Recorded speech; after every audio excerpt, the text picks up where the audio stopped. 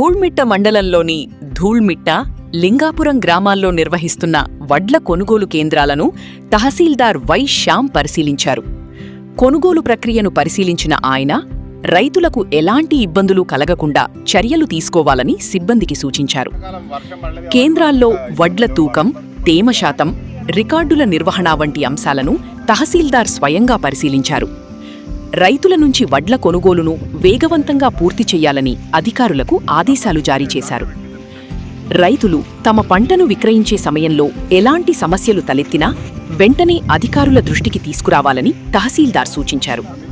ప్రభుత్వం రైతులకు మద్దతుగా అన్ని చర్యలు తీసుకుంటోందని తెలిపారు.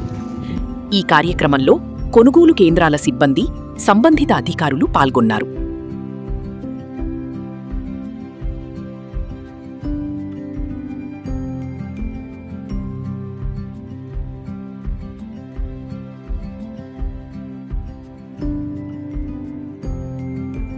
అతి తక్కువ సమయంలో మీ వ్యాపార సామ్రాజ్యాన్ని పెంచుకోవాలనుకుంటున్నారా? తక్కువ ఖర్చుతో ఎక్కువ పబ్లిసిటీ చేయాలనుకుంటున్నారా?